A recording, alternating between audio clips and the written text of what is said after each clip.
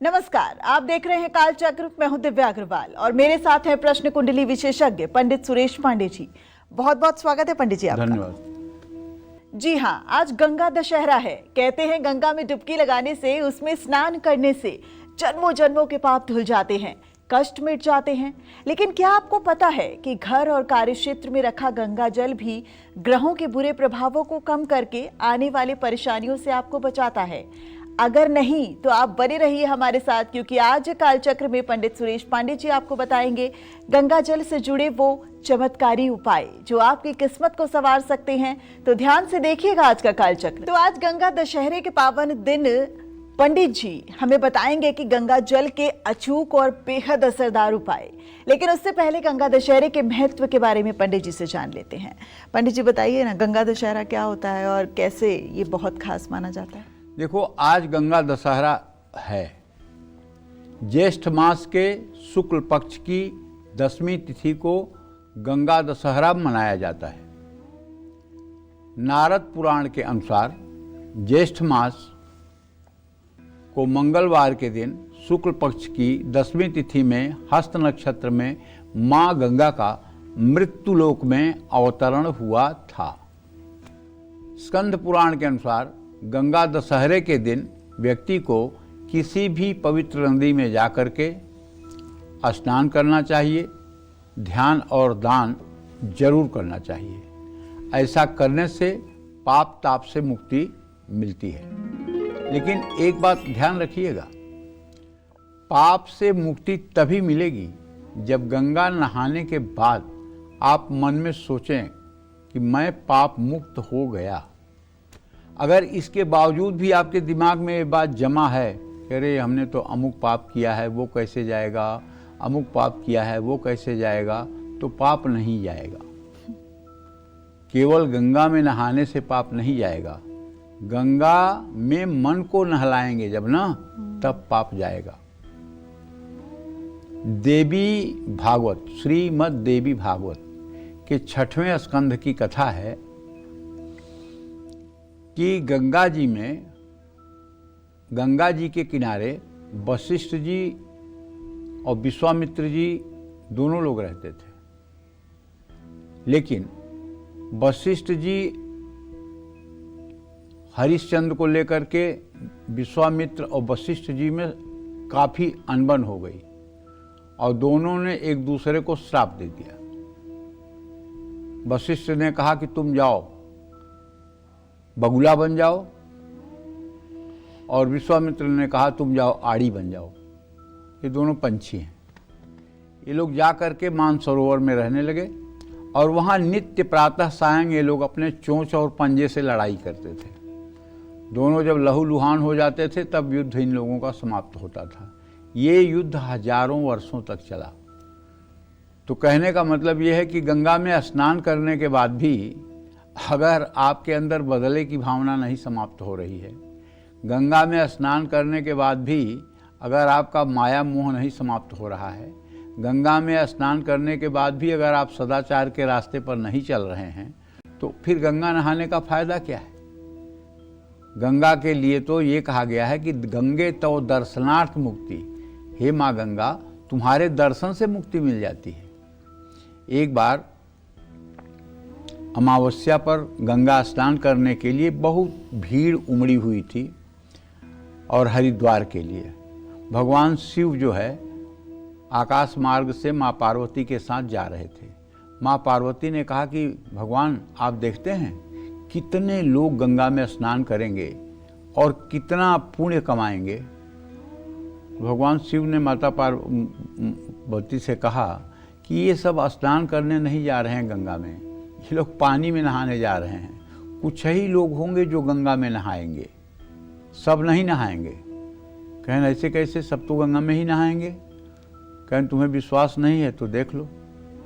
तो प्रभु की इच्छा से, भगवान शिव की इच्छा से हरिद्वार में बरसात हो गई।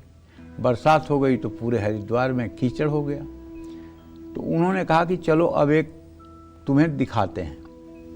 तो एक छोटा सा कीचड़ से सना हुआ गड्ढा था, उसमें भगवान शिव बूढ़े का रूप पकड़ करके जा करके उस गड्ढे में गिर गए और माँ पार्वती वहीं बगल में बैठ करके भगवान शिव ने जैसे समझाया था वैसे आने जाने वाले लोगों को, जो लोग गंगा स्नान करके वापस आ रहे थे, उनसे कहती थी भैया मेरे पति को इस गड्ढे से निकाल दो। तो जब कोई खड़ा हो जाता था निकालने के लिए तो कहती थी भैया मेरे पति निष्पाप हैं, अगर आपने कोई पाप किया होगा और आप इनको छुएंगे तो आप जल जाएंगे। तो लोग आगे बढ़ जाते थे। ये क्रम सुबह 10 बजे से लेकर के 4 बजे तक चलता रहा। लोग खड़े होते थे निकालने के लिए, लेकिन जब माता पार्वती की ये बात सुनते थे तो लोग आगे बढ़ जाते थे। एक नौजवान लड़का आया 18-19 साल का, उससे भी माता पार्वती ने कहा, उसने कहा हाँ हाँ जरूर निकाल दूंगा, अभी निकालता हूँ। तो बोले भैया लेकिन मेरे पति तो निष्पाप हैं, आपने अगर कोई पाप किया होगा तो आप मत छूइएगा, नहीं तो आप जल जाएंगे। अरे कहन मैया छोड़ो पाप पुण्य, अभी अभी गंगा नहा के आ रहा हूँ, अब कौन सा पाप मेरे पास बचा है। और पहुँचा, शिव जी को उठाया और गड्ढे से बाहर कर दिया। तो भगवान शिव ने पार्वती से कहा कि देखा किसने गंगा नहाया, यही एक गंगा नहाने वाला आया। तो मन को भी ये विश्वास होना चाहिए कि हमने गंगा में डुबकी लगा ली, अब सारे पाप ताप नष्ट हो गए। मन एवं मनुष्याणाम कारण बंध मोक्ष हो। मैं इसलिए कह रहा हूँ कि मनुष्य का मन ही जो है बंधन और मोक्ष का कारण है। अगर आपके मन ने मान लिया कि आप मुक्त हैं तो आप मुक्त हैं, अगर आपके मन ने मान लिया कि आप बंधन में हैं तो आप बंधन में हैं। और ये गंगा दशहरा का पर्व, गंगा स्नान, ये हर प्रकार से मुक्ति प्रदान करने वाला दिन माना जाता है। घर के पास अगर कोई पवित्र नदी ना हो तो अपने पानी में ही आप गंगा जल मिला करके दिव्य स्नान कर लीजिए। आज गंगा स्नान करते हुए, गंगा जल के पानी में मिला करके या स्नान करते हुए अगर गंगा स्त्रोत का पाठ आपको नहीं भी आता हो तो आप केवल एक चीज़ बोलिए ना, हर हर गंगे, हर हर गंगे, हर हर गंगे, काल हर, कंटक हर, दुख हर, दारिद्र हर, हर हर गंगे, ऐसा उच्चारण करिए। आज जिस भी चीज़ का दान करें उसकी संख्या 10 में होनी चाहिए। आज आपको किसी शिवालय में जाकर भगवान शिव का दिव्य गंगा जल से अभिषेक करना चाहिए। आज भगवान श्री हरि विष्णु की पूजा भी करनी चाहिए। आज अपने सामर्थ्य के अनुसार, सामर्थ्य का मतलब आपकी शक्ति हो, तो केला, नारियल, अनार, सुपारी, खरबूजा, आम, जल से भरी हुई सुराही, घड़ा या हाथ का पंखा, ये सब चीज़ें दान करने से लाभ मिलता है। आज के दिन किसी धर्म स्थान में एसी लगवा देने से, आज के दिन किसी मंदिर के निर्माण में कुछ सहयोग कर देने से, आज के दिन कोई मंदिर बन रहा है उसमें ईंट दान कर देने से, उसमें सीमेंट बालू दान कर देने से, उसमें कोई भी वस्तु दान कर देने से, आप जानते हैं आपको अक्षय पुण्य की प्राप्ति होगी। अगर आप किसी मंदिर निर्माण में आज आप सहयोगी हो जाएं तो ये आपके जीवन में अक्षय पुण्य होगा, कभी नष्ट न होने वाला पुण्य होगा। ऐसे में माँ गंगा की कृपा पाने के लिए गंगा जल का स्पर्श और सेवन भी होना चाहिए। विष्णु पुराण में लिखा गया है कि गंगा जी का नाम लेने से, गंगा, मैंने बताया ना, गंगे तव दर्शनार्थ मुक्ति, गंगा जी का नाम सुनने से, गंगा जी को देखने से, उनका जल सेवन करने से, उसमें स्नान करने से और 100 कोस से भी गंगा का नाम उच्चारण करने से मात्र से मनुष्य के 3 जन्मों तक के पाप नष्ट हो जाते हैं। तो कहने का आशय ये है कि बड़ा पावन पर्व है। आज संभव हो तो गंगा में स्नान करें, अगर न संभव हो तो घर में गंगा जल तो होगा ही। हर सनातनी के घर में गंगा जल तो होना ही चाहिए। इसलिए जल में ही गंगा जल डाल करके हर हर गंगे कहते हुए स्नान करना चाहिए और अपनी दैनिक दिनचर्या को यथावत जारी रखना चाहिए। जय मां विंध्यवासिनी। तो आज गंगा दशहरा है और गंगा दशहरे के बारे में और अद्भुत चीजें पंडित जी से जानेंगे, लेकिन राशि अनुसार अपनी चर्चा की शुरुआत करते हैं और अब मेष राशि के राशिफल की बात करते हैं। कैसी रहेगी मेष राशि के जातकों की आर्थिक स्थिति, कामकाज, रिश्ते और सेहत, साथ ही क्या है आज का उपाय, शुभ अंक और शुभ रंग, जानते हैं। देखिए, मेष राशि के जातकों को बताना चाहूँगा, इस समय बड़ा अच्छा संयोग ये है कि आपके राशि में आपका राशि स्वामी मंगल गोचर कर रहा है 10 अंश 29 कला पर। लेकिन ये अभी नीच के नवमांश में है। और आपके द्वितीय भाव में सूर्य बुध की स्थिति है और आपके पराक्रम स्थान में बृहस्पति शुक्र की स्थिति है। आपको पैसा कमाने का तो नया अवसर मिलेगा, इसमें कोई संदेह नहीं, और आज आपको परिश्रम का पूरा फल भी मिलेगा। और सबसे बड़ी बात है कि आज दोस्तों का पूरा सहयोग मिलेगा। लेकिन ज़्यादा काम की वजह से थकान महसूस हो सकती है, इसलिए कि आपका दसम भाव का स्वामी व्यय भाव में शनि है। व्यर्थ के बाद विवाद से आपको बचना चाहिए। और अपने घर के मुख्य द्वार के पास अगर अभी तक स्वास्तिक का चिन्ह नहीं बनाया हुआ है तो पीले सिंदूर और गाय के घी से या चमेली के तेल से, जहां आपका मेन एंट्रेंस गेट है उसके बाहर दाहिने बाएं दोनों तरफ स्वास्तिक का छोटा छोटा चित्र सुंदर कलात्मक ढंग से बनाना चाहिए और उसकी पूजा भी करनी चाहिए। इससे घर में सकारात्मक ऊर्जा का संचार होता है। जय मां विंध्यवासिनी। तो वृषभ राशि के राशिफल की बात करें उससे पहले पंडित जी, चूंकि आज गंगा दशहरा है और बहुत बड़ी संख्या में लोग जो है वो गंगा में स्नान करने, डुबकी लगाने जाते हैं, लेकिन क्या हम घर बैठकर गंगा जल से जो अगर हम स्नान कर लें तो क्या वही फल नहीं मिल सकता जो वहां पहुंचकर लोगों को स्नान करने से मिल जाता है? वही फल मिल जाएगा, वही फल मिल जाएगा। अच्छा। इसी को हम कहते हैं चित्त शुद्धि का तीर्थ में स्नान। गंगा में नहा लीजिए, आप जाके मानसरोवर में नहा लीजिए, सरयू में नहा लीजिए, नर्मदा में नहा लीजिए, लेकिन जब तक आप चित्त शुद्धि का तीर्थ में स्नान नहीं करेंगे तब तक आपकी मुक्ति नहीं होगी। चित्त शुद्धि का तीर्थ क्या है? वह तीर्थ जिसमें चित्त की शुद्धि होती हो। वो तीर्थ क्या है? वो तीर्थ है भगवत प्राप्त महात्माओं की वाणी, भगवत प्राप्त संतों का सदुपदेश। वो तीर्थ है हमारा रामचरितमानस, हमारी श्रीमद् भगवत गीता, हमारा श्रीमद् भागवत महापुराण। वो तीर्थ है भक्तमाल की किताब, वो तीर्थ है श्रीमद् देवी भागवत महापुराण, वो तीर्थ है महाभारत, वो तीर्थ है हमारे 18 महापुराण। ये सब तीर्थ हैं। मतलब इसका ज्ञान होना चाहिए? इसका ज्ञान नहीं होना चाहिए, ये मन में उतर जाना चाहिए। देखो, दो प्रकार का ज्ञान होता है। एक तो ज्ञान ऐसा होता है कि आदमी को पढ़ा लिखा खूब है, ज्ञान बहुत है, उपदेश बहुत झाड़ेगा, आपको बहुत उपदेश अच्छे अच्छे मीठे मीठे करेगा, लेकिन अगर जो बात वो कह रहा है वही बात उसके आचरण में आप ढूंढोगे तो आपको दूरबीन लेकर दिखाई नहीं देगा। आपसे कहेंगे कि माया मोह में मत पड़िए, ये संसार में न कोई कुछ लेके आया है न कोई कुछ लेके जाएगा, माया मोह के चक्कर से बाहर निकलिए, लेकिन स्वयं धन के पीछे भागते रहेंगे। मतलब करनी और कथनी में फर्क। हाँ, तो कहने का मतलब ये है कि हमें अगर मानसिक रूप से हम गंगा स्नान कर लें, और गंगा नहीं पहुंच सकते हैं, मानसिक रूप से गंगा स्नान कर लें, त्रिवेणी में मानसिक रूप से स्नान कर लें। अच्छा देखो, इतना सुंदर त्रिवेणी क्या है? गंगा और जमुना, पश्चिम से आकर के जमुना हरे रंग का पानी लेकर और पूरब से आकर के गंगा, जहाँ मिलती हैं दोनों पानी का जहाँ मेल होता है, वहीं कहते हैं कि गुप्त सरस्वती प्रकट होती हैं। ठीक है ना? और वहीं स्नान करने से मुक्ति मिलती है। ठीक है? ठीक है। तो अब शरीर में देखो, बाईं नासिका का छिद्र जो है ये गंगा नाड़ी है और दाहिनी नासिका का छिद्र जो है ये जमुना नाड़ी है। ठीक है? दोनों एक साथ चलते ही नहीं हैं, और जब दोनों चलते हैं तो उसको सरस्वती स्वर या सुषुम्ना नाड़ी कहते हैं। ठीक है ना? और उसी समय मनुष्य की समाधि लगती है।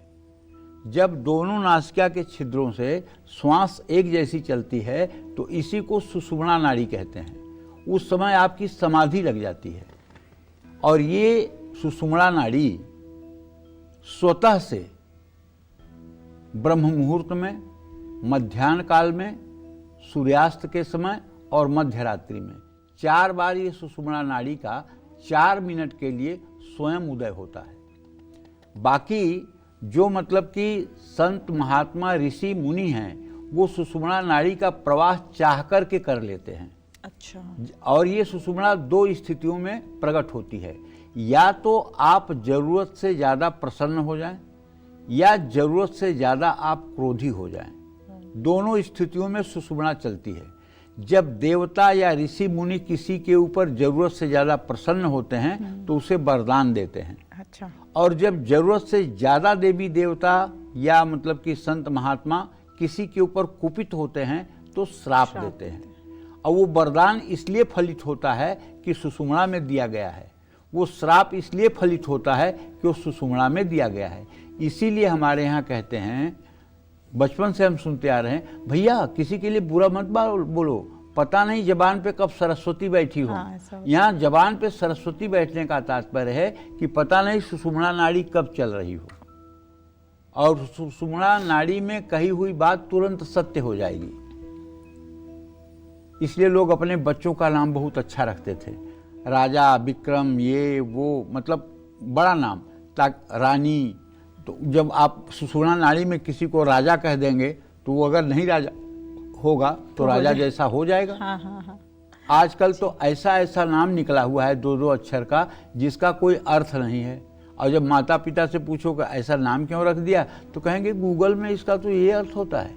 गूगल में जितने ज्ञानी लोग हैं सबने अपना मत दे दिया है। लेकिन पंडित जी, आप जो बता रहे थे कि शरीर की फिर इन 3 चीजें जब मिलेंगी, त्रिवेणी की जो आप बात कर रहे थे, तो वो मिलेंगी तब आपका यही सच्चा संगम है बेटा। यही सच्चा संगम है, यही सच्ची त्रिवेणी है।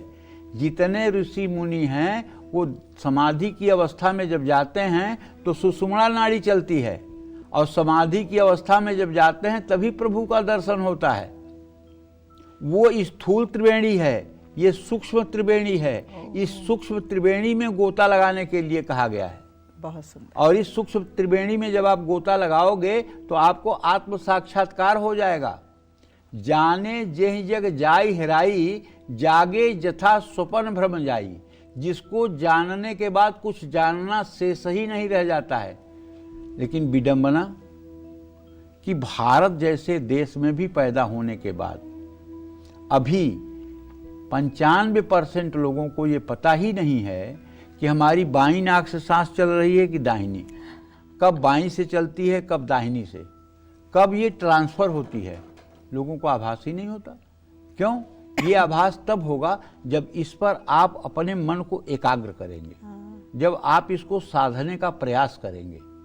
और जिस दिन मनुष्य की ये सामर्थ्य हो जाए कि बाईं नाक से श्वास चल रहा है और आपने अपने मन को ठाट दिया कि अब दाहिनी नाक से चलने लगे, तो तुरंत दाहिनी नाक से चल जाए, उसी दिन सिद्धि मिल गई, उसी दिन आपको भगवत साक्षात्कार हो गया।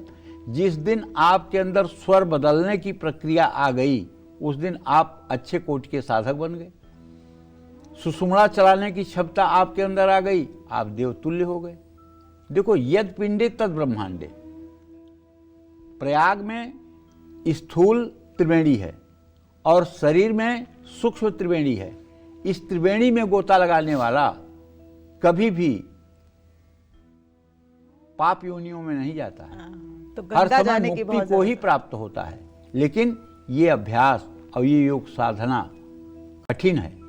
बिना गुरु की कृपा के और बिना सद्गुरुओं के आश्रय के, बिना उनकी जूठन खाए, बिना उनका चरण रज लिए ये संभव नहीं है। ये इतना कहने में आसान जरूर है, लेकिन ये आसान नहीं है। और ये करने के लिए आपको प्राणायाम का भी सहारा लेना पड़ेगा। सुषुम्ना नाड़ी के जागरण के लिए आपको प्रयास करना पड़ेगा, क्योंकि हमारी 2 नाड़ियां जागृत हैं, इड़ा और पिंगला। सुषुम्ना जागृत नहीं है। सुषुम्ना जब जागृत हो जाएगी तो उसके बाद भूत भविष्य वर्तमान आपको ऐसे दिखाई देगा जैसे आप टेलीविजन के स्क्रीन पे पूरी दुनिया देख रहे हो। बिल्कुल। तो गंगा दशहरे पर ये आशीर्वचन पंडित जी से आगे भी लेते रहेंगे, लेकिन वृषभ राशि के राशिफल की बात कर लेते हैं। कैसी रहेगी वृषभ राशि के जातकों की आर्थिक स्थिति, कामकाज, रिश्ते और सेहत, साथ ही क्या है आज का उपाय, शुभ अंक और शुभ रंग, आइए जानते हैं। वृषभ राशि में इस समय बुधादित्य योग चल रहा है। सूर्य और बुध की युति बनी हुई है। बुध आपके धनेश हैं और सूर्य देव आपके चतुर्थेश हैं। धन लाभ के योग भी बनेंगे, थोड़ी सेविंग्स भी, बचत भी आप कर पाएंगे। अगर आप नौकरी करते हैं तो पक्का है कि आपकी तरक्की होगी। परिवार और बच्चों के साथ पूरा समय बिताने का अवसर मिलेगा। खुद को मानसिक तौर पर मजबूत रखें। पैसों के लेन देन में सावधानी बरतें। भगवान विष्णु को पीला चंदन लगाएं। शुभ अंक आपके लिए 5 है। शुभ रंग आपके लिए आसमानी है। जय मां विंध्यवासिनी। तो गंगा दशहरे पर स्नान और दान का कितना बड़ा महत्व है, ये तो आपने जान लिया। अब पंडित जी से जानते हैं गंगा जल के वो आसान और असरदार उपाय जिनको करने से व्यक्ति को अपार धन के साथ चल अचल संपत्ति का भी सुख मिल सकता है। आइए जानते हैं पंडित जी, ये कौन से उपाय हैं?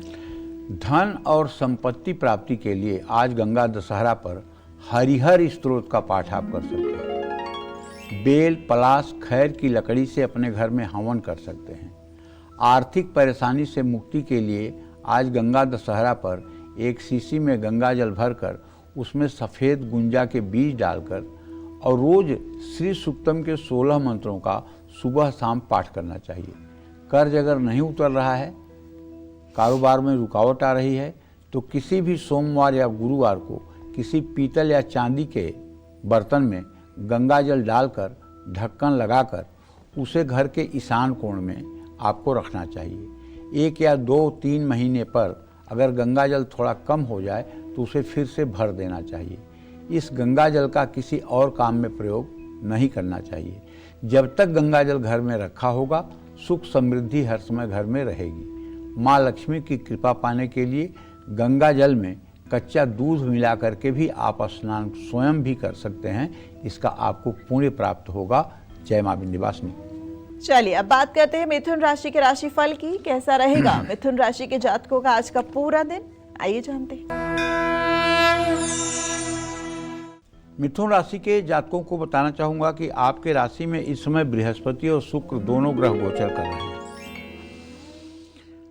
आपके भाग्य भाव का स्वामी शनि चतुर्थ दशम की स्थिति आपके राशि से बना रहा है। ऐसे में आपका पैसा दवाइयों पर खर्च हो सकता है, मेडिकल में खर्च हो सकता है, लेकिन काम को लेकर के आप कोई नई योजना बना सकते हैं। आज पारिवारिक मामले भी सुलझ जाएंगे। आज पूरे दिन आप स्वस्थ रहेंगे। जल्दबाजी में कोई बड़ा फैसला न लें। आज सुंदरकांड का पाठ करें। शुभ अंक आपके लिए 3 है। शुभ रंग आपके लिए सफेद है। जय मां विंध्यवासिनी। मिथुन के बाद अब बारी कर्क राशि का राशिफल जानने की। तो कैसा रहेगा आज का पूरा दिन, आइए जानते हैं। देखिए, कर्क राशि के जातकों को बताना चाहूंगा कि आज आपका राशि स्वामी चंद्रमा इस समय कन्या राशि में 1 डिग्री पर गोचर कर रहा है और आपके धन भाव का स्वामी सूर्य आय भाव में बुध के साथ स्थित है।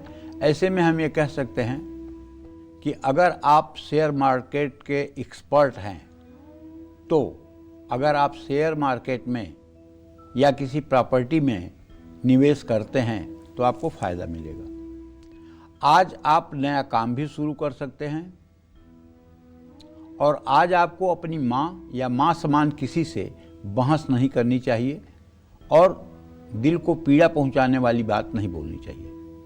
आज आपको मौसमी बीमारियां परेशान कर सकती हैं। बच्चों की आदतों पर नज़र रखें। तांबे के लोटे में गंगा जल भरकर घर में छिड़कें। शुभ अंक आपके लिए 2 है। शुभ रंग आपके लिए हल्का गुलाबी है। जय मां विंध्यवासिनी। तो गंगा जल आपकी शादी भी कराएगा, आपको सेहतमंद भी रखेगा, हर दोष दूर करेगा और आपके डूबते बिजनेस की नैया भी पार कराएगा। लेकिन कैसे, ये सब जानेंगे पंडित जी से। गंगा दशहरा है, इसलिए आज काल चक्र में पंडित सुरेश पांडे जी हमें गंगा जल के बेहद आसान, असरदार और चमत्कारी उपाय बता रहे हैं। आज गंगा दशहरा पर ही नहीं बल्कि किसी भी शुभ मुहूर्त में गंगा जल घर या कार्यक्षेत्र में रखकर कुछ खास उपाय करने से कैसे सुख समृद्धि तो आएगी ही, साथ ही नौकरी और कारोबार में भी दिन दोगुनी और रात चौगुनी तरक्की मिलेगी। ये जानते हैं पंडित जी से। पंडित जी, आज गंगा जल को लेकर क्या खास उपाय कर सकते हैं? अगर हम यहाँ पर भी इस वक्त बैठे हुए हैं तो क्या गंगा जल के सिर्फ छींटे मात्र से ही हम पूरी तरीके से शुभ हो सकते हैं? विश्वास करो दिव्या, अगर आप गंगा जल नहीं भी आपके पास है और आंख मूंद करके आप पवित्र गंगा का ध्यान करिए और आप सोचिए कि आप हरिद्वार में खड़ी होकर के हर की पैड़ी पर गंगा के अविरल धारा को देख रही हैं, काशी में खड़ी होकर दशाश्वमेध घाट पर गंगा जी को देख रही हैं, ऋषिकेश में आप गंगा जी को देख रही हैं, या कहीं भी आप गंगा जी का दर्शन कर रही हैं, उनके बहाव को आप महसूस कर रही हैं, और उसमें श्वेत परिधान में, सफेद रंग के परिधान में, दिव्य करोड़ों सूर्य की आभा से युक्त माँ जगत जननी जगदम्बा गंगा मैया, उनका आप दर्शन कर रही हैं, आप विश्वास करिए जीते जी आपको स्वर्ग हो जाएगा। सूक्ष्म नाड़ी। हाँ, तो कहने का मतलब ध्यान की स्थिति में अगर आप वहां पहुंच रहे हैं, हमारे यहाँ शास्त्रों में 3 प्रकार की पूजा का वर्णन किया गया है, कायिक, वाचिक, मानसिक। कायिक का मतलब होता है काया से पूजा। जैसे हम गंगा जी के किनारे जाएं, अगर गंगा जी के किनारे गंदगी है, किसी ने प्लास्टिक फेंका है, किसी ने पुराने कपड़े फेंके हैं, किसी ने जूता चप्पल छोड़ दिया है, तो हम सब इकट्ठा करके उसे कूड़ेदान में डाल करके वहां की गंदगी को हटाएं। ये कायिक सेवा है, मतलब काया से, शरीर से सेवा है। ये इससे भी गंगा जी प्रसन्न होंगी, ये कायिक सेवा है। वाचिक सेवा, गंगा में स्नान करके गंगा के किनारे बैठ करके गंगा स्त्रोत का गायन करना, भगवान शिव के स्त्रोत का गायन करना, गंगा स्तुति करना, ये वाचिक सेवा है।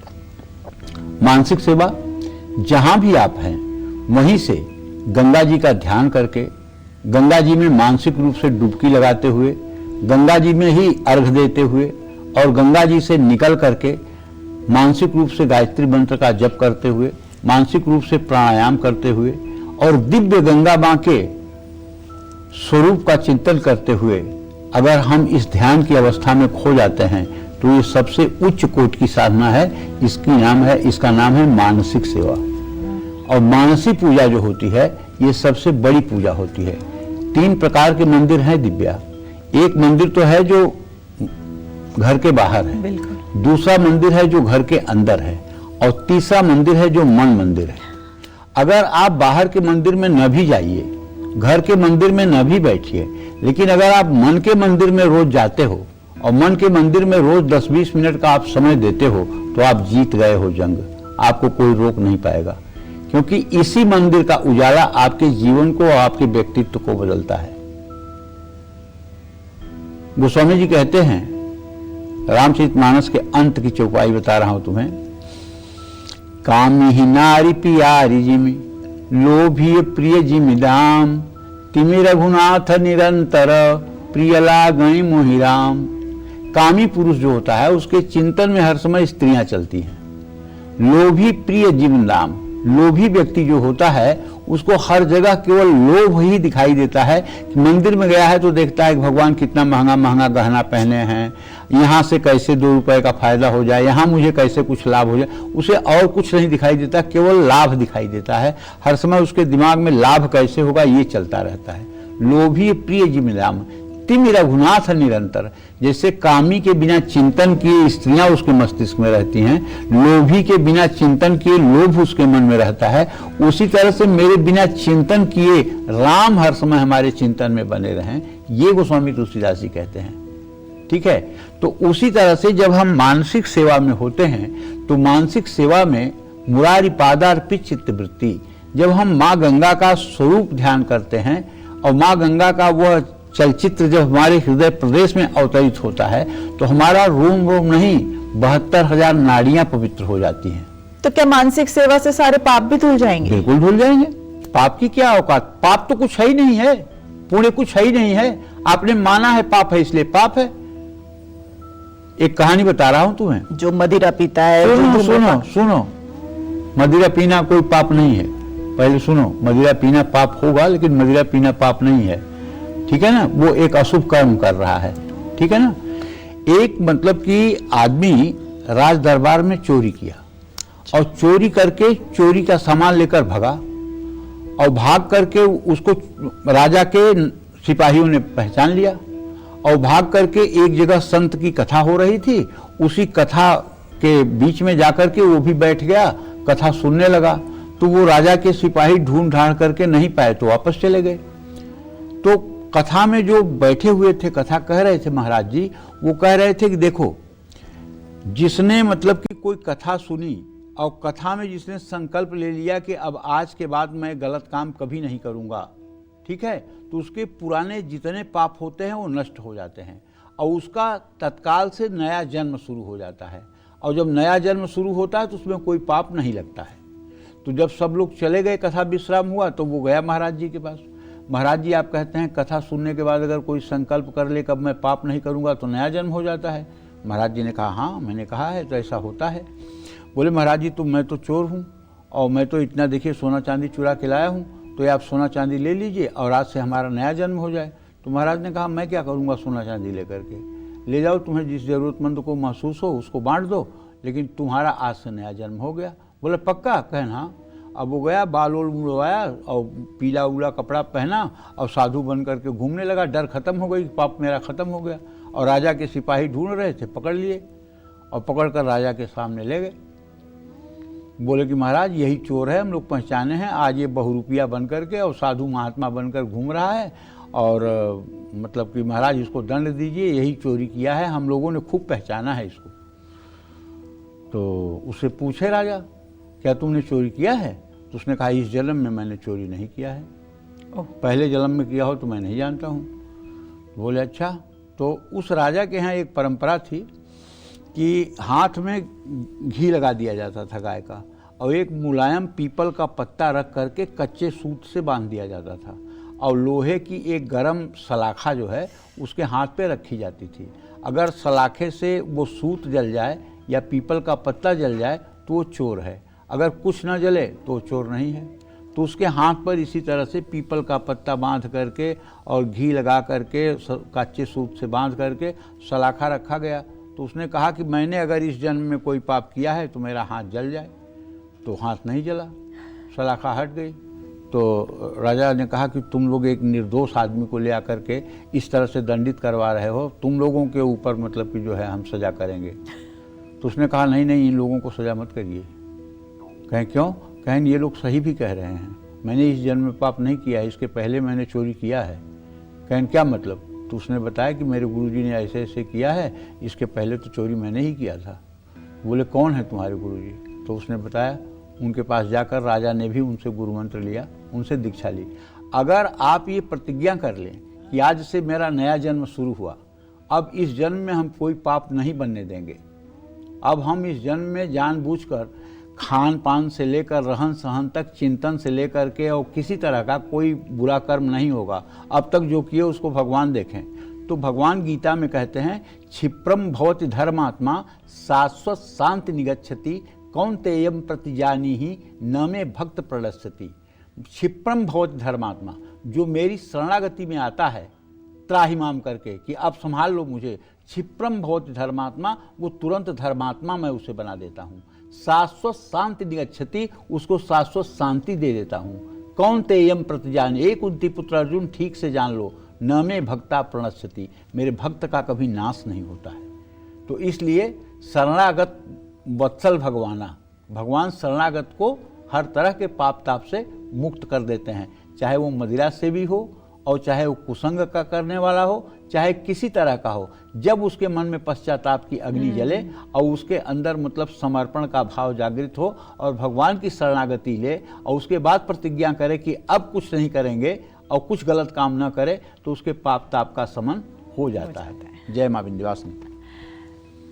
तो पंडित जी साथ ही ये भी बताइए कि सुख समृद्धि पाने के लिए गंगा दशहरा के दिन आज क्या कुछ करना चाहिए, थोड़े से कुछ उपाय बताइए। देखिए, सुख समृद्धि पाने के लिए शिव मंदिर या घर में शिवलिंग के सामने बैठ करके शिवलिंग पर गंगा जल से अभिषेक करना चाहिए, शिव स्तुति पढ़नी चाहिए, शिव जी के 1000 नामों से शिवलिंग पर हो सके तो 1000 बिल्वपत्र रखना चाहिए। अगर आपको व्यवसाय में बहुत ज़्यादा नुकसान हो रहा है तो आज गंगा दशहरा के दिन गंगा जल हाथ में ले करके आपको 24 बार गायत्री मंत्र बोलना चाहिए और गंगा जल को अपने कार्य क्षेत्र की दीवारों पर छिड़कना चाहिए। देखिए, हाथ में गंगा जल टिकेगा नहीं, इसलिए दक्षिणावर्ती शंख में आप गंगा जल ले लीजिए, उसको दाहिने हाथ पे दक्षिणावर्ती शंख रख लीजिए और 24 बार गायत्री मंत्र का उच्चारण करिए। ओम भूर्भुवः स्वः तत्सवितुर्वरेण्यं भर्गो देवस्य धीमहि धियो यो नः प्रचोदयात्, ऐसा 24 बार बोलिए और फिर शंख को बाएं हाथ में लीजिए, थोड़ा सा दूर्वा ले लीजिए दुर्वांकुर समझ रहे हैं ना, दूब घास जिसको बोलते हैं, और जल में उसको डाल करके और अपने घर की सारी दीवारों पर और फर्श पर छिड़क दीजिए। इससे आपके घर की नेगेटिविटी भी दूर होगी और आपके घर पर अगर कोई ऊपरी बाधा होगी वो भी समाप्त होगी। जो लोग इस नियम का सप्ताह में एक बार पालन करते हैं उनके घर में कभी नेगेटिविटी नहीं होती है। और सफ़ेद चंदन को 1 हफ्ते तक अपने घर में रखना चाहिए। चंदन का धूप बत्ती दिखाना चाहिए और फिर उसे अपने तिजोरी में रख लेना चाहिए। कार्य क्षेत्र में हर पूर्णिमा पर भी गंगा जल छिड़कना चाहिए। मैं तो कहूँगा कि हर पूर्णिमा पर हर सनातनी को अपने घर में सत्यनारायण भगवान की कथा का भी आयोजन करना चाहिए। अगर कारोबार का घाटा इससे रुक जाएगा और आपकी उन्नति होने लगेगी। कारोबार में अगर आपके फैक्ट्री में मशीनें बार बार खराब हो रही हैं और आप परेशान हैं तो महीने में 1 बार गंगा जल में केसर और हल्दी घोलकर उससे मशीनों पर स्वास्तिक का चिन्ह बनाएं।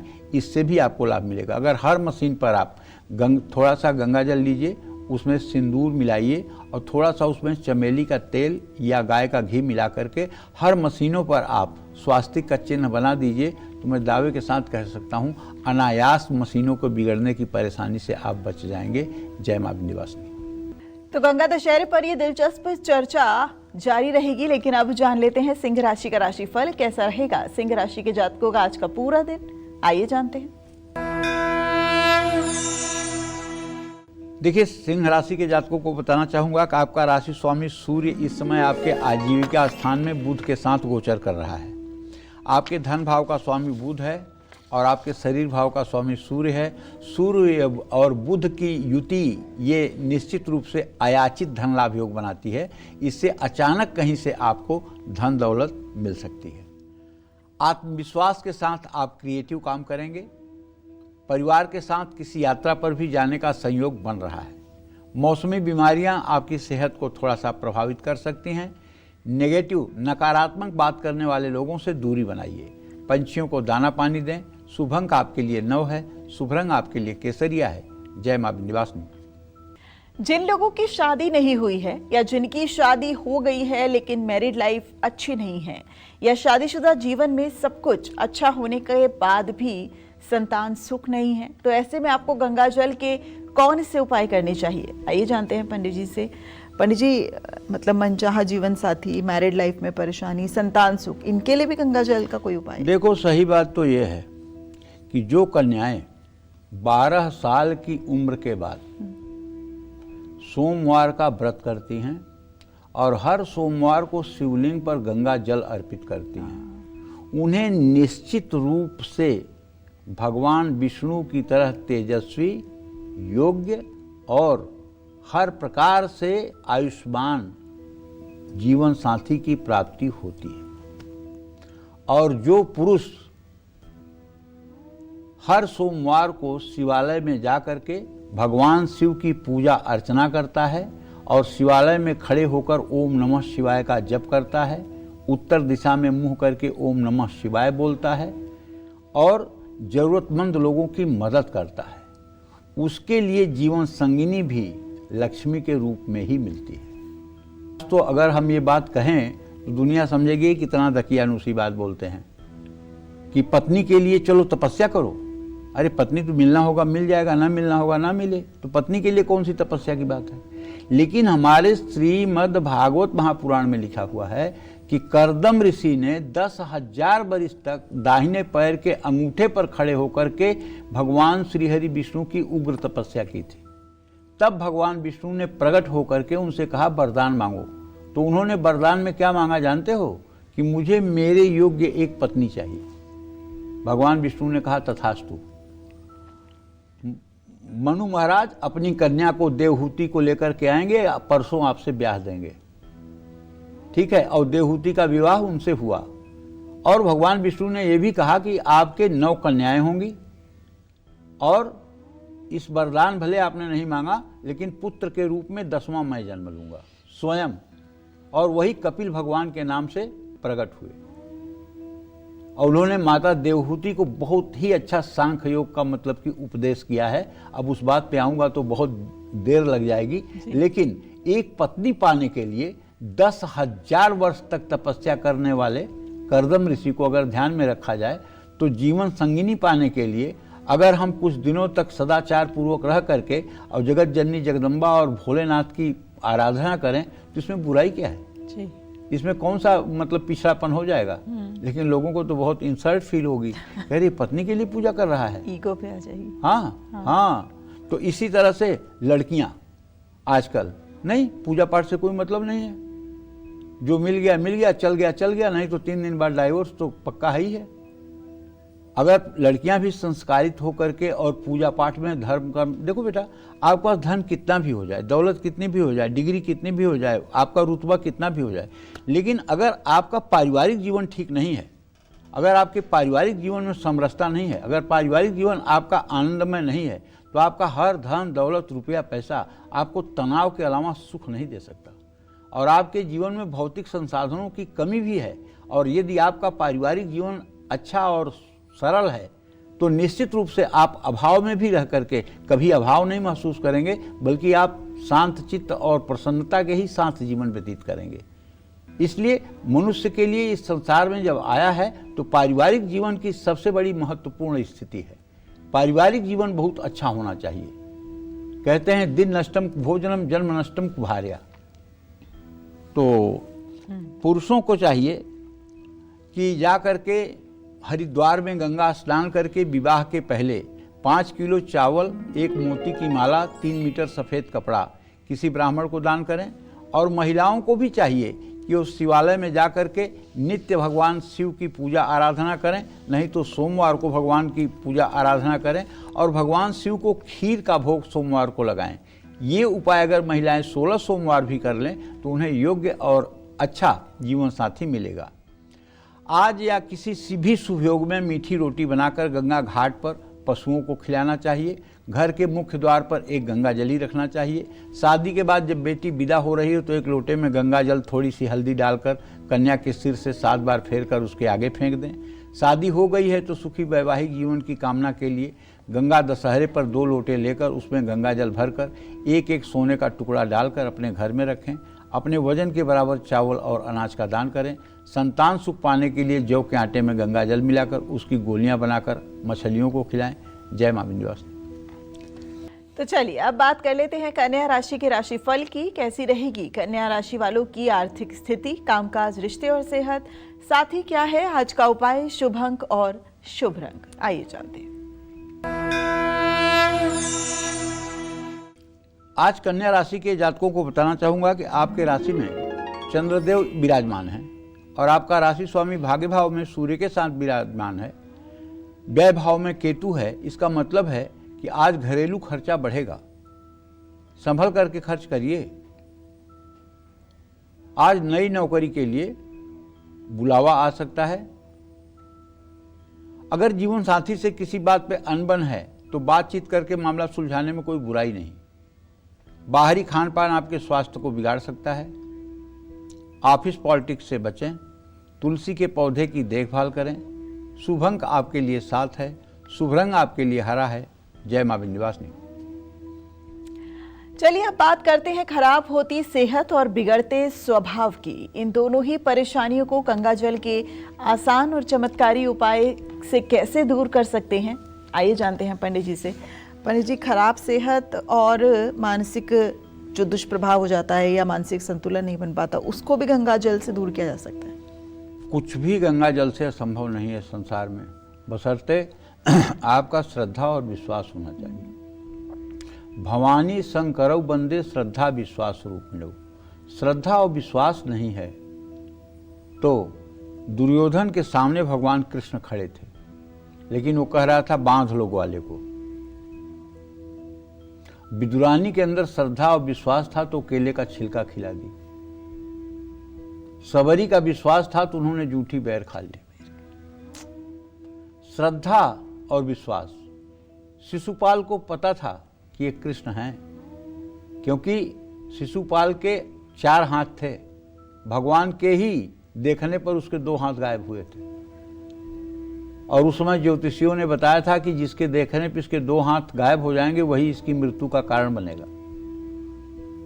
तो भगवान कृष्ण की बुआ ने, शिशुपाल की मां ने उनसे वचन लिया था कि बेटा तुम मेरे बेटे को नहीं मारोगे। भगवान ने कहा था हाँ बुआ, इसकी 100 गलतियों तक इसको नहीं मारूंगा। तो बोली 100 गलती करेगा ही क्यों हमारे भतीजे से। और जब 100 गालियाँ पूरी हुई तो चक्र सुदर्शन चल गया। शिशुपाल और दंतवक्त का क्या हश्र हुआ इतिहास जानता है। तो कहने का आशय ये है कि श्रद्धा विश्वास अगर आपके अंदर है तो गंगा जल क्या, सामान्य जल भी आपके लिए चमत्कारी और अमृत हो सकता है। लेकिन श्रद्धा नहीं है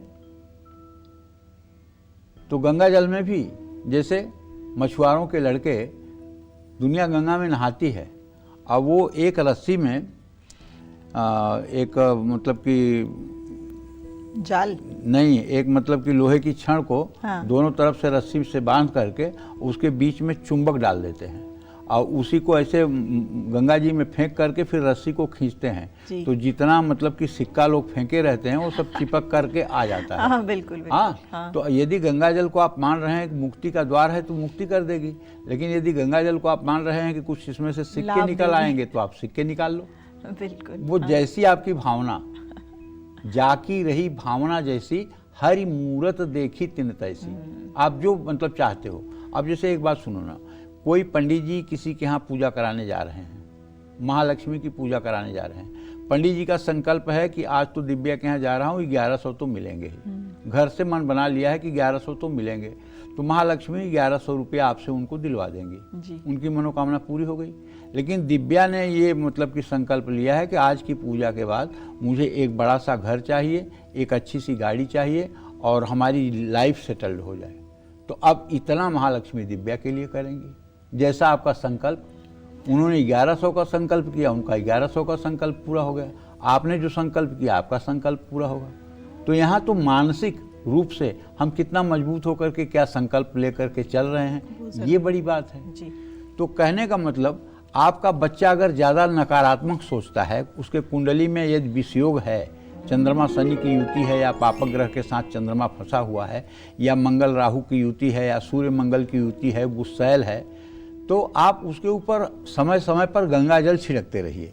बच्चे को चांदी के गिलास में पानी पिलाइए, उसे एकाग्र बनने के लिए कहिए। स्वभाव की बात करता हूँ, अगर आपकी सेहत, अच्छी सेहत के लिए आप भगवान शिव पार्वती की पूजा करिए, गंगा जल से भगवान शिव का अभिषेक करिए, मृत संजीवनी मंत्र का जप करिए, बेल की लकड़ी से हवन करिए, 7 प्रकार के अनाज दान करिए। हार्ट अटैक, ब्लड प्रेशर की समस्या से बचने के लिए 5 मुखी रुद्राक्ष को गंगा जल से धोकर शिवलिंग पर चढ़ाइए।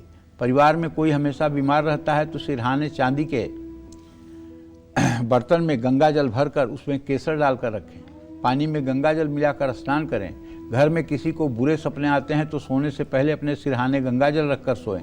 ये सब उपाय आपको लाभ पहुंचाएंगे। जय मां विंध्यवासिनी।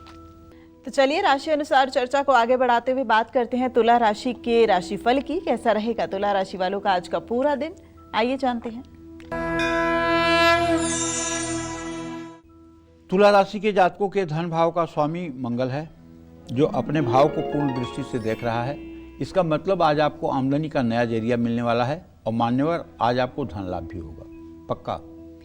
नई नौकरी मिल सकती है अगर आप पहले से ट्राई कर रहे हैं तो। लेकिन पुराने विवादों से दूर रहने की कोशिश करिए। नियमित पानी का सेवन करिए और दूसरों के पचड़े में मत पड़िए। आज सूर्य नमस्कार जरूर करिए। शुभ अंक आपके लिए 3 है। शुभ रंग आपके लिए सफेद है। जय मां विंध्यवासिनी। तो अगर घर में वास्तु दोष और कुंडली में ग्रह दोष है तो हर सुख होते हुए भी आप सुख भोग नहीं पाएंगे। बड़े से बड़े वास्तु दोष और ग्रह दोष को गंगा जल कैसे दूर कर सकता है, आइए जानते हैं। पंडित जी, ग्रह दोष है, वास्तु दोष है, तो गंगा जल का कौन सा खास उपाय करें? देखो, ये तो सही बात है कि अगर घर में वास्तु दोष हो, कुछ वास्तु दोष ऐसे होते हैं कि जो अच्छे खासे आदमी को मतलब कि नारकीय जीवन जीने के लिए विवश कर देते हैं। ठीक है।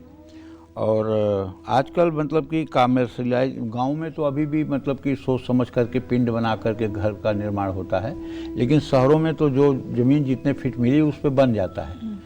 और अक्सर लोग, अब तो कुछ लोग जागरूक हो रहे हैं, वास्तु के हिसाब से घर बना रहे हैं। और पहले तो ये था कि बिल्डर के जहाँ मन में आया तहाँ उसने बना दिया और उसको तो बेच कर जाना है, उसको कौन सा उसमें रहना है। तो उल्टे सिल्टे जो मतलब कि वास्तु दोष वाले घर हैं उसमें रहने वाले लोग आए दिन परेशान रहते हैं, कभी बीमारी से, कभी गरीबी से, कभी शुभ कार्य न होने से। समझ रहे हो ना। कुछ वास्तु दोष ऐसे होते हैं जिनका कोई शास्त्रों में निराकरण नहीं है, जैसे ईशान कोण में टॉयलेट हो जाना, ईशान कोण में सीढ़ियाँ हो जाना, और साउथ वेस्ट का कटा होना, साउथ वेस्ट में गड्ढा होना, साउथ वेस्ट में मतलब कि गहरी ज़मीन होना, ठीक है, बगल में शमशान होना, बगल में हॉस्पिटल होना, टी पॉइंट पर घर होना। ये सब ऐसे वास्तु दोष हैं जो ज़िंदगी में कभी पनपने नहीं देते हैं आदमी को। तो वास्तु माने क्या? वास्तु माने प्रकृति के अनुकूल व्यवस्था। जैसी प्रकृति है विश्व की, उसी के अनुकूल हमारा जीवन हो जाए तो यही वास्तु है। तो अगर वास्तु दोष है आपके घर में भी, तो मैं बताना चाहूँगा कि घर के वायव्य कोण यानी उत्तर पश्चिम दिशा में अगर वायव्य कोण में दोष है तो हर रोज या सोमवार को गंगा जल में कच्चा दूध मिला करके आपको शिवलिंग पर अभिषेक करना चाहिए। शिव चालीसा का श्रद्धापूर्वक पाठ करना चाहिए। हर रोज गंगा जल में हल्दी मिलाकर पूरे घर में छिड़कना चाहिए। दक्षिणावर्ती शंख घर में मंदिर में स्थापित करके उसमें गंगा जल भर के रखना चाहिए। पूजा के बाद अपने मुख्य द्वार पर शंख में भरा हुआ गंगा जल छिड़कना चाहिए। हर वास्तु दोष दूर होगा और सुख सौभाग्य की वृद्धि होगी। अगर आपकी कुंडली में सूर्य ग्रह कमजोर है तो हर रोज पानी में गंगा जल और तिल मिलाकर स्नान करिए। कुंडली में गुरु कमजोर है तो गुरुवार को पानी में पीली सरसों और थोड़ा सा गंगा जल मिलाकर स्नान करिए। राहु ग्रह को मजबूत करने के लिए हफ्ते में एक बार अपने घर में गंगा जल के छींटे जरूर मारिए, इससे आपको लाभ मिलेगा। जय मां विंध्यवासिनी। तो चलिए अब बात कर लेते हैं वृश्चिक राशि की। वृश्चिक राशि का राशिफल आज का कैसा रहने वाला है और कैसा रहेगा आज का पूरा दिन, आइए जानते हैं। आज वृश्चिक राशि पर सूर्य बुध की संपूर्ण दृष्टि है। अगर देखा जाए तो मंगल की भी पूर्ण दृष्टि है। तो आज आपको पुराने निवेश से फायदा मिल सकता है। अगर कहीं पहले से आपने पैसा लगाया है प्रॉपर्टी में या मतलब कि शेयर में, तो उससे फायदा मिल सकता है। आज सीनियर्स का पूरा साथ आपको मिलेगा। आज परिवार का भी पूरा सहयोग आपको मिलेगा। मानसिक स्वास्थ्य का भी ध्यान रखें, किसी से धोखाधड़ी बिल्कुल ना करें। आज गौ सेवा जरूर करें। शुभ अंक आपके लिए 5 है। शुभ रंग आपके लिए मैरून है। जय मां विंध्यवासिनी। धनु, मकर, कुंभ और मीन राशि वालों की किस्मत आज कैसी रहने वाली है? कौन से उपाय इनकी हर उलझन को सुलझा सकते हैं, ये सब बताएंगे आपको परिजी लेकर। चलिए अब बात करते हैं धनु राशि की। क्या कहता है धनु राशि का राशिफल, कैसा रहेगा आज का पूरा दिन, आइए जानते हैं। यद्यपि आपके धनु राशि पर बृहस्पति और शुक्र की पूरी दृष्टि है, लेकिन व्यय भाव पर व्यय मंगल की भी दृष्टि है। इसका मतलब फिजूल खर्ची मत करिए। वाहवाही में आकर के, दिखावा में आकर पैसा खर्च मत करिए। और किसी बड़े काम में सफलता आपको मिलेगी। पारिवारिक समस्या कुछ बढ़ सकती है। और हाँ, लापरवाही मत करिएगा, चोट चपेट भी लग सकती है। आज गुस्से पर नियंत्रण रखें। गाय को हरा चारा खिलाएं। शुभ अंक आपके लिए 1 है। शुभ रंग आपके लिए पीला है। जय मां विंध्यवासिनी। चलिए अब बात करते हैं मकर राशि के राशिफल की। तो मकर राशि वालों के लिए कैसा रहने वाला है आज का पूरा दिन, आज उनका भाग्य कितना मजबूत है, आइए जानते हैं। देखिए, अगर आपकी भी मकर राशि है तो श्रीमान आप जान लीजिए कि आपके धन भाव पर राहु और पराक्रम के स्थान में शनि और सुख के स्थान में मंगल और संतान भाव में सूर्य बुध की युति है। बृहस्पति शुक्र आपके रोग शत्रु स्थान में है। तो ऐसे में स्वाभाविक है गाड़ी या ज्वेलरी पर पैसा खर्च होगा। काम से जुड़ी आपको यात्रा भी करनी पड़ेगी। गलतफहमी की वजह से रिश्ते भी खराब हो सकते हैं। अगर आप हाई ब्लड प्रेशर या लो ब्लड प्रेशर के पेशेंट हैं तो आपको अपने ब्लड प्रेशर को मॉनिटर करना चाहिए। बड़े बुजुर्गों का अपमान तो बिल्कुल नहीं करना चाहिए। मंदिर में 10 हनुमान चालीसा की पुस्तक ले जा करके दे दीजिए। शुभ अंक आपके लिए 8 है। शुभ रंग आपके लिए नारंगी है। जय मां विंध्यवासिनी। और अब जानते हैं कुंभ राशि का राशिफल। तो जानते हैं कुंभ राशि वालों का भाग्य आज कितना मजबूत है। कुंभ राशि के जातकों को बताना चाहूँगा कि आपकी राशि में राहु की स्थिति है, धन भाव में शनि है, तो ऐसे में कोई कारोबारी डील तो आपको लाभ पहुंचा सकती है। ऐसा इसलिए कह रहा हूं कि मंगल की स्थिति जो है आपके दशम भाव को है पूरी दृष्टि। ऑफिस में आज आपकी दिन भर व्यस्तता बनी रहेगी। पारिवारिक विवादों को समझदारी से सुलझाने की कोशिश करिए और मन को शांत रखिए, स्वास्थ्य अच्छा रहेगा। जल्दबाजी में प्रॉपर्टी ना खरीदें। शनि मंदिर में सरसों के तेल का दिया जलाएं। शुभ अंक आपके लिए 4, शुभ रंग आपके लिए ग्रे। जय मां विंध्यवासिनी। और अब बात मीन राशि के राशिफल की, तो जानते हैं मीन राशि वालों का भाग्य आज कितना मजबूत है। मीन राशि के जातकों को बताना चाहूंगा कि देखिए, आपके राशि में शनिदेव हैं और आपके 12वें भाव में राहु है। अगर आप ऑनलाइन बैंकिंग का काम करते हैं तो जरा सावधानी बरतिएगा, ऑनलाइन स्कैम से बचिएगा। ऑफिस में ज़्यादा काम करना पड़ेगा। लंबे समय बाद अपनों से मुलाकात होगी। डाइजेशन से जुड़ी समस्या हो सकती है। हो सके तो आज यात्रा न करें। शनि चालीसा का पाठ करें। शुभ अंक आपके लिए 3 है, शुभ रंग आपके लिए बैगनी है। जय मां विंध्यवासिनी। नमक से जुड़े अपशगुन जानेंगे पंडित जी। में स्पेशल सेगमेंट में पंडित जी हमारे दर्शकों को नमक से जुड़े कौन से अपशगुन बताने वाले हैं, आइए जानते हैं। बताइए पंडित जी, नमक से जुड़े अपशगुन भी होते हैं? बहुत होते हैं और सब सुनी होगी तुमने, जाना होगा, लेकिन तुम्हें ध्यान नहीं है। हाथ से नमक का गिरना अशुभ माना जाता है। नमक को कभी भी खुले में नहीं रखना चाहिए। नमक को कभी भी बाएं हाथ से नहीं उठाना चाहिए। इससे घर में मां अन्नपूर्णा का अस्थायी वास नहीं हो पाता है। नमक गिरने के बाद उसे पैर से नहीं हटाना चाहिए। ऐसा करने से जीवन में दुख और दरिद्रता बढ़ती है। थाली में नमक बच जाए तो उसे पानी में बहाएं, वरना दरिद्रता बढ़ती है। कोई व्यक्ति आपसे नमक मांगता है तो कभी भी उसे हाथ में नमक ना दें। ऐसा करने से उस व्यक्ति से आपका मनमुटाव हो सकता है। रात के समय नमक खरीद कर घर न लाएं। नमक को आग में भी ना डालें। घर में नमक ऐसे डिब्बे में रखें जिसमें नमी ना आ सके। नमक को हमेशा कांच के बर्तन में रखना चाहिए। हाथ से बार बार नमक गिरना अपशकुन होता है। नमक को लोहे और स्टील के बर्तन में कभी ना रखें। नमक को लोहे के बर्तन में रखने से चंद्रमा और शनि से अशुभ फल मिलते हैं। इन सब बातों का ध्यान रखेंगे तो सुखमय जीवन व्यतीत होगा। जय मां विंध्यवासिनी। तो इसी के साथ पंडित जी आज हमारे दर्शकों को इतनी सुंदर जानकारी देने के लिए आपका बहुत बहुत शुक्रिया। धन्यवाद। उम्मीद करते हैं आपको आज का हमारा विषय बहुत पसंद आया होगा। कल फिर एक नए विषय और आपकी परेशानियों को दूर करने के लिए ढेरों उपाय लेकर हम आएंगे पंडित सुरेश पांडे जी के साथ। तब तक कालचक्र की पूरी टीम को दीजिए इजाजत। नमस्कार।